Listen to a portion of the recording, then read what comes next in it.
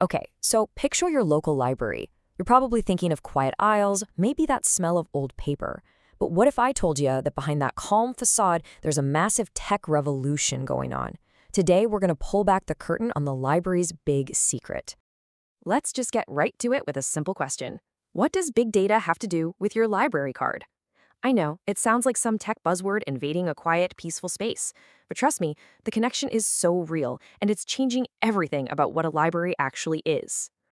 So, yeah, forget that old image of silent halls and dusty books. The library of today, it's becoming this dynamic, data-driven hub. They're not just places to borrow books anymore. They're basically these intelligent systems that are actively learning from every single thing you do there. Okay, so how do we know this isn't just a bunch of hype? How do we prove this revolution is really happening? Well, we're going straight to the source. We're going to use this huge academic study as our kind of like our treasure map to navigate this whole new world. So, our main guide for all this is what's called a comprehensive bibliometric analysis.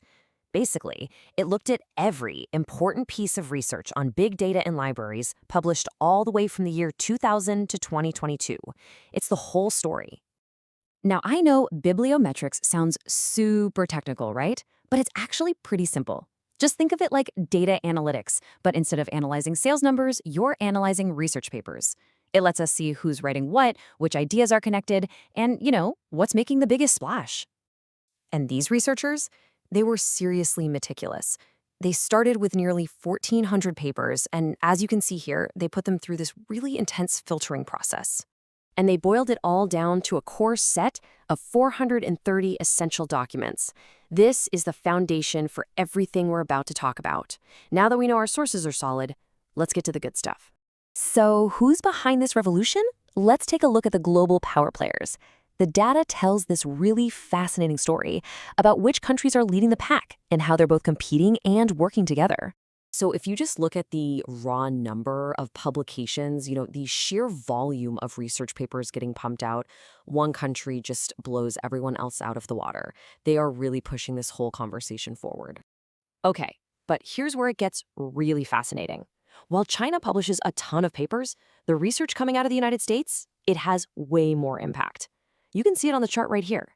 It gets cited by other researchers almost twice as often as the next country. It's a total classic case of quality over quantity. But wait, it's not just a competition. Take a look at this map. See those lines? They show some serious collaboration happening. And that thickest line, that research bridge, it connects the US and China. So even though they're competing, they're also the biggest partners in building the library of the future. Kind of cool, right?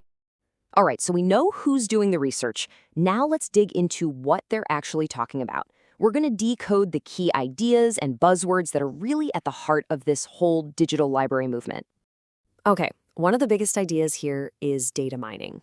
So in the library world, what that means is sifting through huge amounts of anonymized data.